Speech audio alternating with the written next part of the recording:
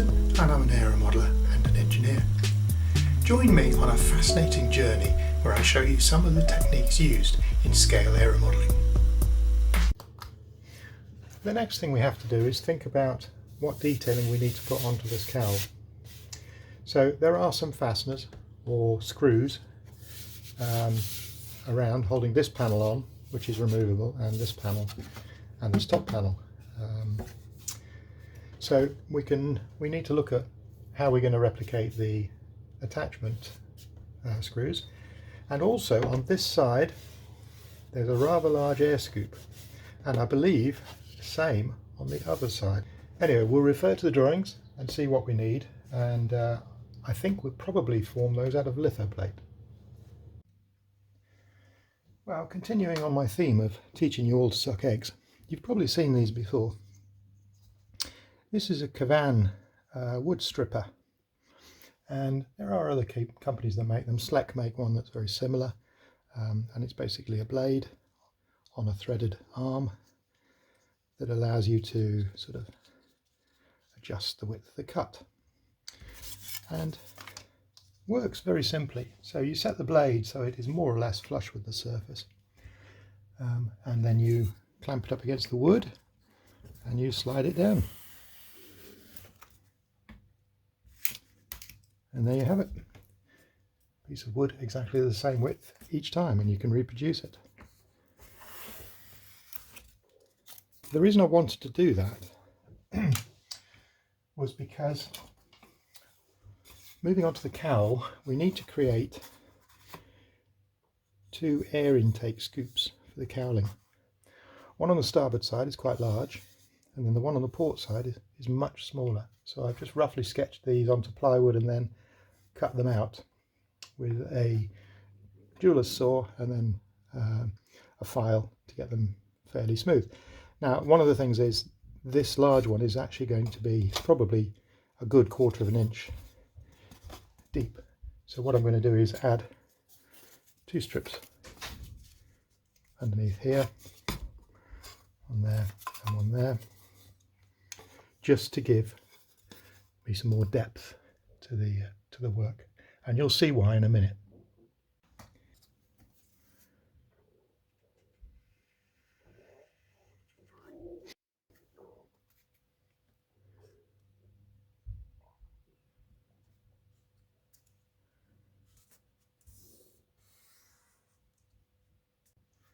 I've already talked about litho plate on several occasions, but in case you're a newcomer to this channel, I really have 2 thicknesses of litho plate,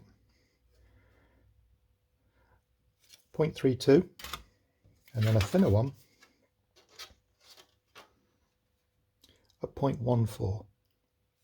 It's about half the thickness.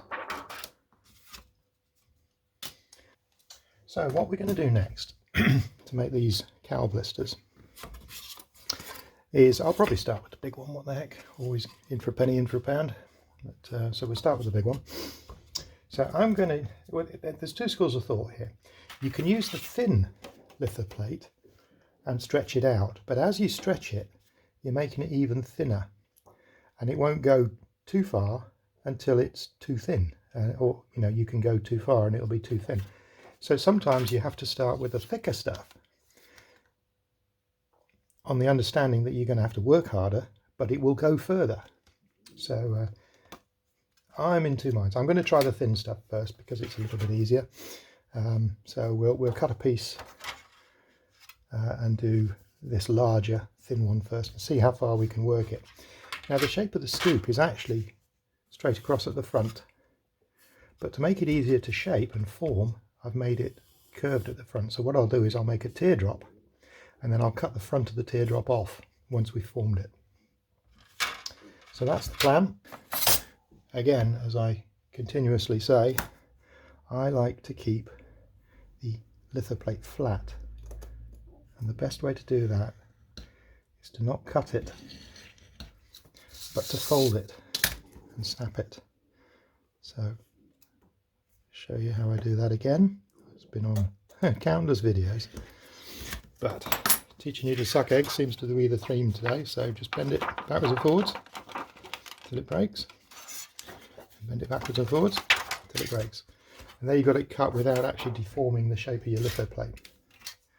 The reason I'm doing this is when it comes to gluing it, and indeed annealing it, which I'll show you in a second, it's easier if the metal is clean. Okay. So you're going to need some litho plate, the former, a torch to heat the metal. You'll need some tools for forming the litho into the shape. Now I have two of these, which are sort of steel rods with balls on the end. They come from a dapping kit, by the way, which is a full set of these in all different sizes. The other tool I have for doing this is just a wooden stick with a rounded end on it, and that works really well. Right, so first of all, what you have to do is you have to anneal the litho plate, because if you don't anneal it, it'll be a bit too hard and won't work very well. So what you do, just take a plain old bar of soap and you rub it just lightly over the face of it. You can't really see it, but it's there. Light your torch, and then you heat the back of the litho plate until that soap goes black. And I should say, it's well worth holding it with forceps.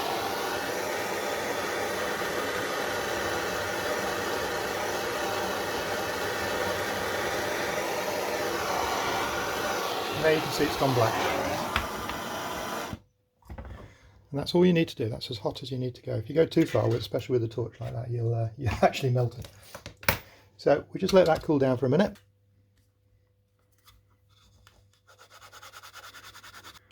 And switch to the wooden one, because that metal one is just scratching a little bit. So what you're looking for is the outline of the shape.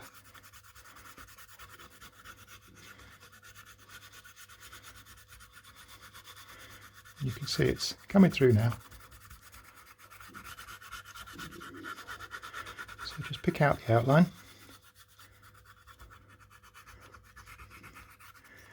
And you can see we're already starting to dish the shape. Remember, this is the soft, so we can only go so far with the soft before you actually go right through. So we may find that soft is not right for this and we need to go to the thick, but we'll give it a go. Now there are people that do this a different way, and obviously I just dabble at this sort of stuff. I don't really know what I'm doing, but what I believe is the way to form litho plate is I like to tease it into shape like this. I don't like to force it into place with a hammer or with a form or a mould that you know, maybe 3D print or something, and then put the litho between the moulds and then crush it in a fly press or something like that. It does work, I've seen people do it, but this to me is much more, I don't know, satisfying, pleasing. I enjoy this anyway, doing it this way. As you can see, it's already taking a good shape. And you can see we have the startings of a mould or of a scoop. But we've got a long way to go yet, and you can already feel that it's a bit thinner. And you can also already feel that the edge is nice and flexible and soft, but the inside is quite hard. And that means we need to anneal it again. So a bit of soap on the inside again. Remember your forceps this time.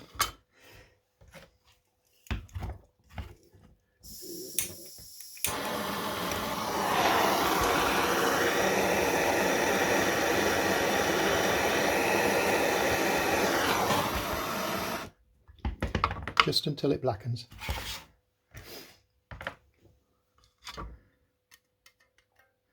Amazingly enough, it's very thin, but it does not hold the heat for a long time.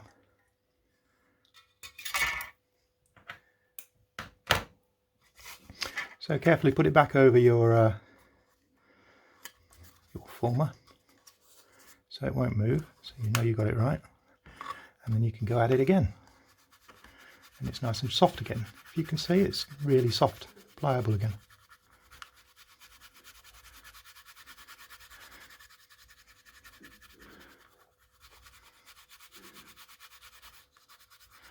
Now what you've got to be careful of is that it just bursts through because you've made it too thin.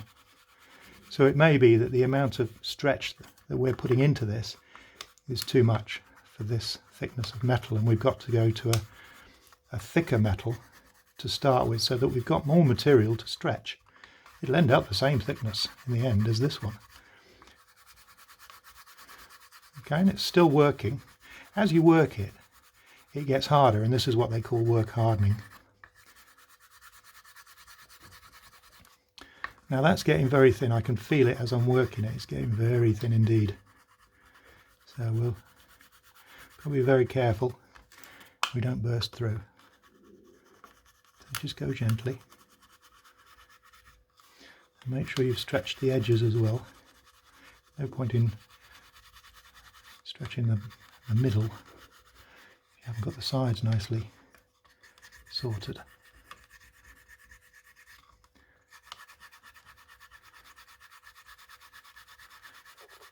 And actually you've got to be very gentle, because you really can put a dent in it, as I have here. Look, there's a bit of a dent, so I'm having to work quite hard and gently to get that all smooth again. And it was just where I pressed a bit harder initially.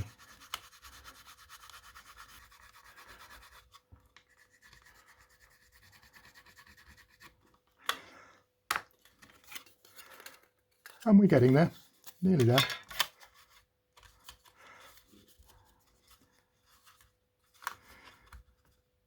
We might get away with it with this thickness. We'll just have to see.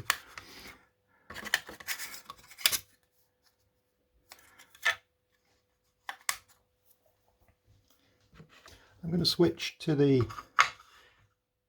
steel ball, but because even though it's a shiny ball and the litho plate supposedly is smooth, it's catching. So what I do is I just use a little bit of Vaseline. Back in that. There we go.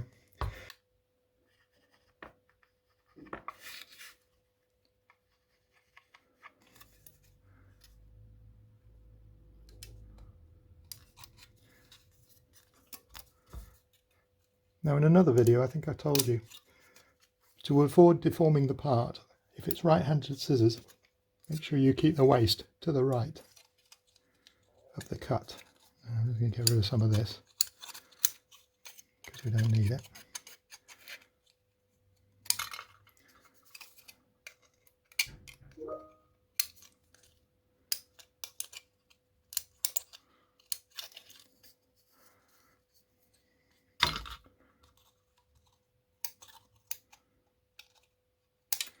Now that looks a bit raggedy, and that's because it is a bit raggedy. I like to use just sandpaper for sanding litho.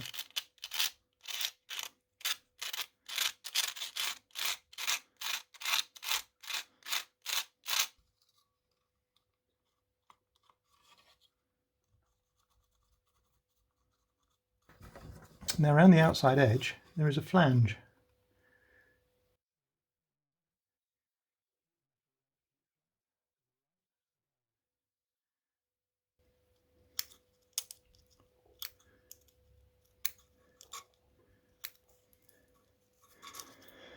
Kind of like that. And then take our paper or our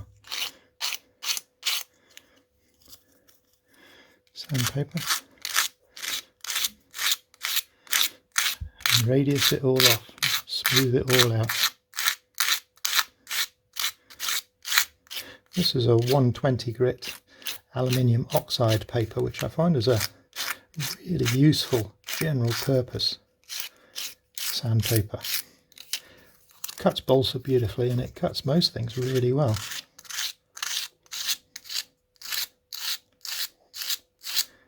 And as you can see, you can sand litho plate Right, one of the things I'm going to try this time, which I've not done before, I'm going to give it a go, see if it works. One of the problems we have with something so thin as this is that lip looks wrong because it's too thin. The full size isn't like that. The full size, it's actually folded.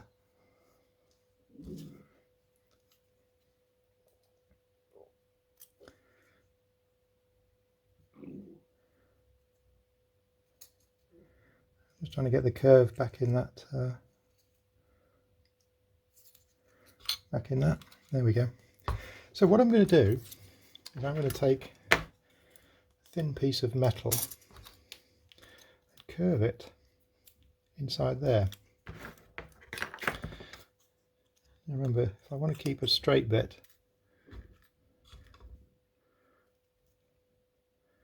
very difficult to cut like this, and you can see now why I prefer to use a knife and bend it. It's fine in this case. We'll sort it out. Okay, so there we have a thin sliver.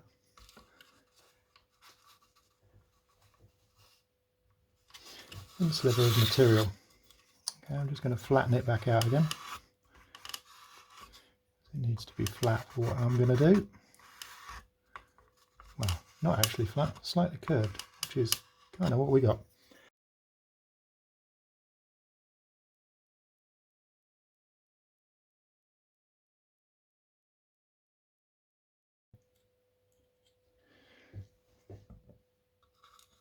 So what I'm going to do is I'm going to glue this piece here with a bit of a curve in it.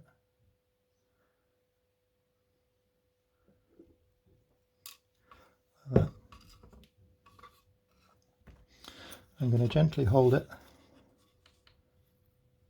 in the curve, if I can do it.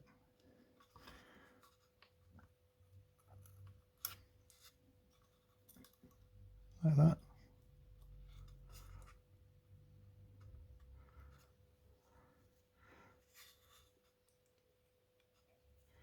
And I'm going to add some CA.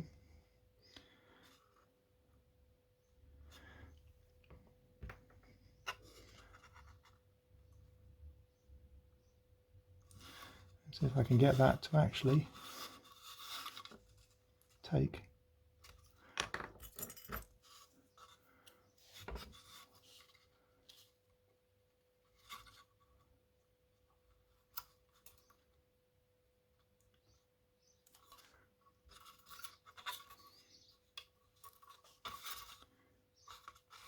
Quite difficult to hold is the main problem.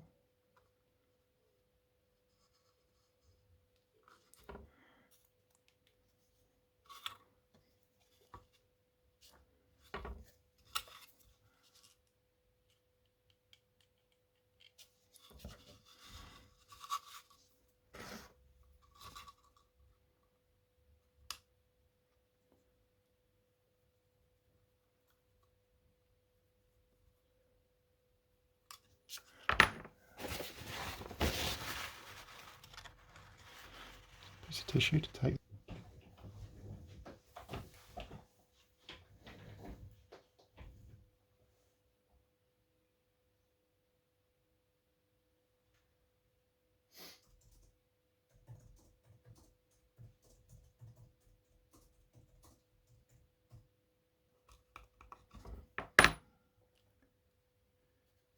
In fact, we're very good. And what that's done is it's given us a thicker piece of material at the end, which is what I was after. And let's lose these extra pieces that we don't need.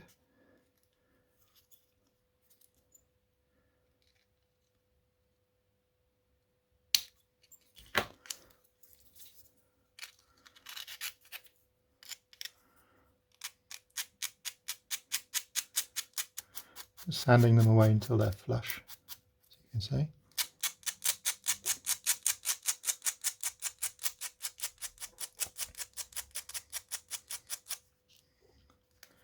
Nearly there.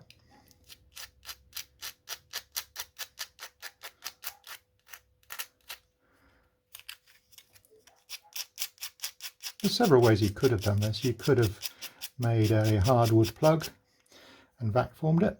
That would have worked. Lots of different ways of doing it. This is just how I like to do it. So now what I do is I take the foam pad and I try to radius that leading edge.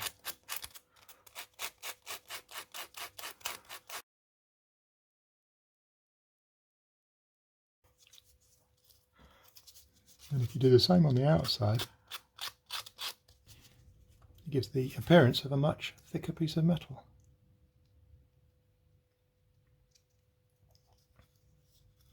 And it is much stronger.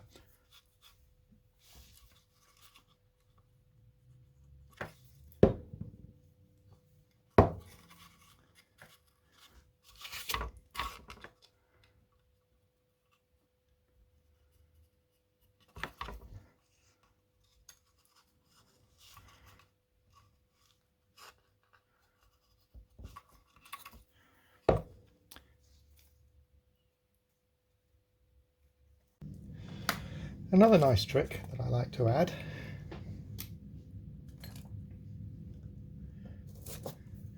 is the rivets around the outside edge.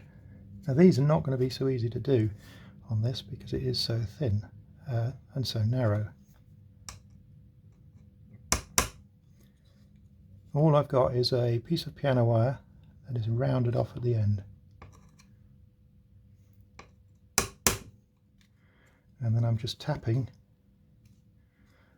a small dent, which you can just about see. I might actually be able to just press them. In fact, I can. Because the metal's annealed, it's I'm able to just press it. Try and get your spacing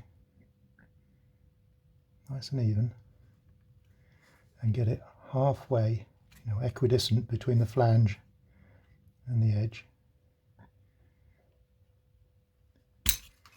Now that's not really what I wanted to happen. You see how that's completely distorted that. With a bit of luck, we can recover that. But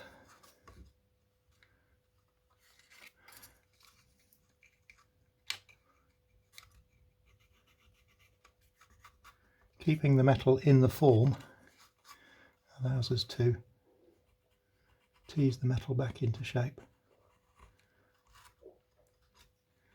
And I've recovered that just about, but that's my own fault for being a bit cocky.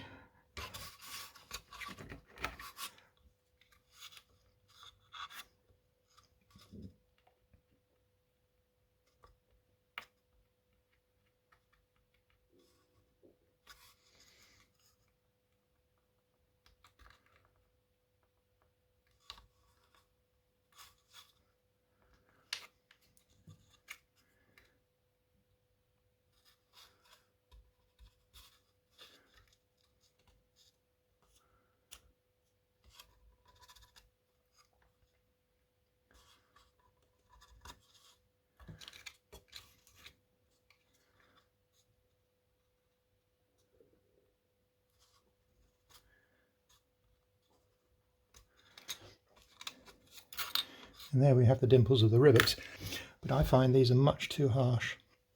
So I have a small section of tube, brass tube, and it is the same diameter, or just outside, a good fit diameter for the tube I've used to shape it. And I just put it over the top and press it down. And what that does, I don't know whether you can see the difference between these and this one, is it gives it a defined circle around the dimple, which is more like a rivet would be.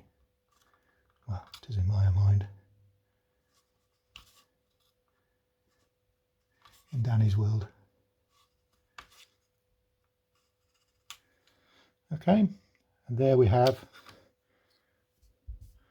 the finished scoop, ready to fit to the cowl. I made the bulge for the other side, which was just followed the same process. I also made a small circular bulge that was on the A post on the starboard side. You can see I just hold them against the litho plate, run a thin bead of CA around the edge, and it wicks in underneath, drying almost instantly. A little bit of tissue mops up the excess, and then a little bit of the foam pad, abrasive foam pad, cleans the glue residue around the outside.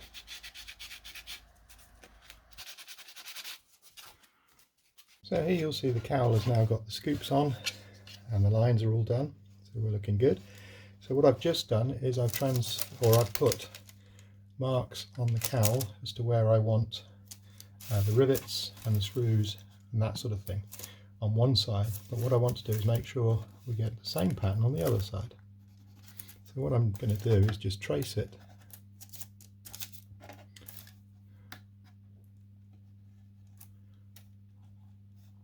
The small dots are rivets, the larger circles are the fasteners. So then if we come across to the other side,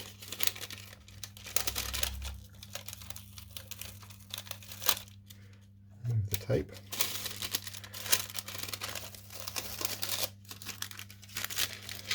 This should be similar, he says, famous last words. So this lined up on the back edge, like that, and then this lines up sort of on the front edge, like that, and it's fairly close. That's pretty good. So then we go over these dots. Now the pencil is on the other side, so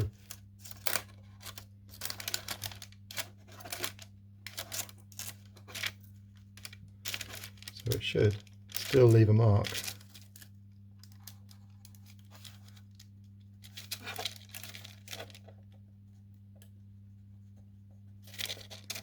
On the cowl. Well, that's the plan. And there's some marks. They're very faint, but they give us enough information to go on. I'm going to move these up slightly because they're too close to the edge.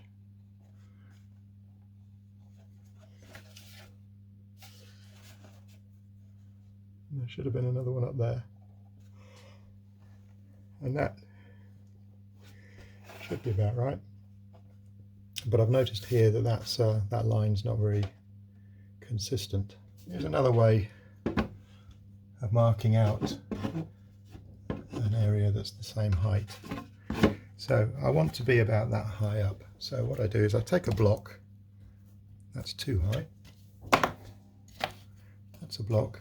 You see, that gives me exactly that height. So then all I do is move my cowl around, and you'll see it's now put a line where I want it.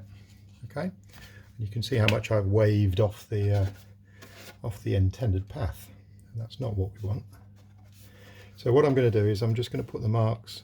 I'm just going to go across to the line from my marks, and I'm going to move the spacing apart slightly of that one. Now when I first looked at this, I could have sworn that the rivets were flush, and I really did not believe that, because the age of the aircraft made me think otherwise. You know, it should be domed rivets. Anyway, so I looked a little bit closer, and sure enough, the rivets are domed. So what I'm going to show you now is how to do some domed rivets. So the way I do raised rivets, and there's lots of people that do it different ways. There's no right or wrong way, there's just whichever way you happen to like to do them. But what you need to achieve is a raised dimple. Now if what you're replicating is a pop rivet, then you want to use a glue where the dimple caves in on itself, a little bit like a little crater. And there are, you know, you'll have to try all the different PVA glues until you find one that does that for you. You know, for these rivets, they have to remain domed on the top even as they dry. Then I have a bottle of water with a green syringe on the end. And the size of the syringe is denoted by the colour, and I couldn't tell you what diameter that is, but give me a moment and I will tell you.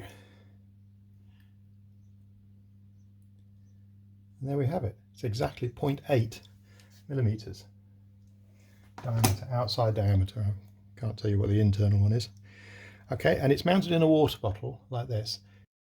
So when the needle's clean, it should come pouring out just like that. So I'm using Type 1-3 for these rivets.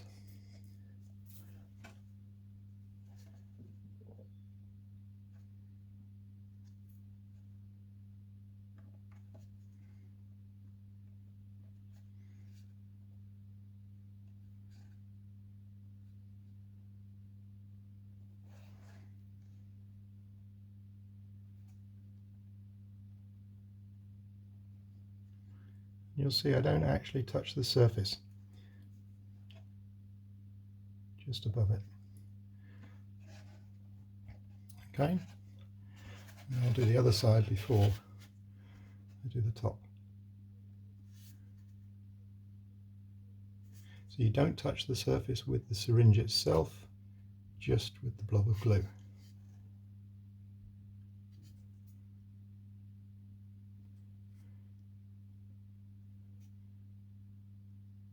And if you don't like one, wipe it off. Okay, what you're aiming for is an even size, so that they're all the same size. And it's quite difficult to do, to get your sizing the same. Now that one's got a bubble in it, so I'm going to lose it.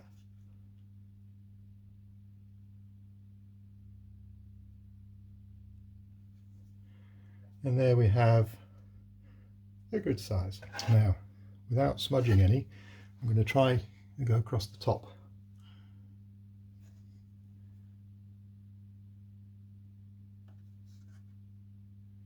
Too small, that one's better.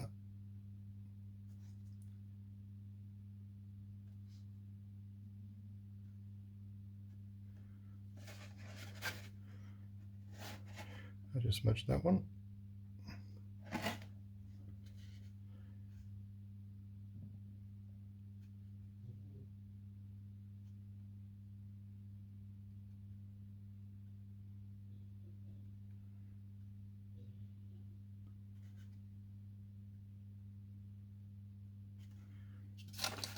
I'm actually altering the spacing slightly as I go along because I can see that it was a bit out.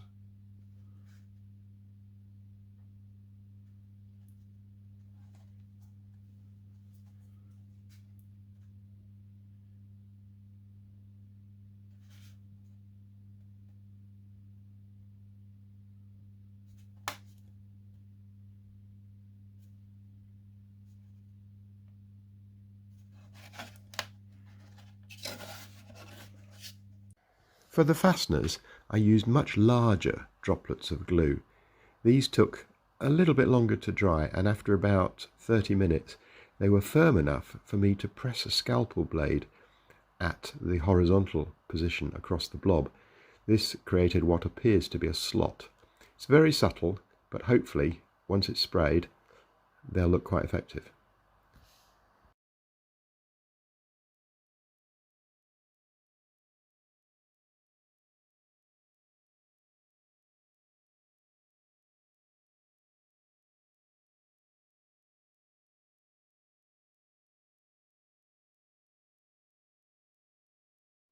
Well, that's all we have time for on this video. If you've enjoyed it, please click like and subscribe. Next Friday we'll be looking at rib tapes. How exciting!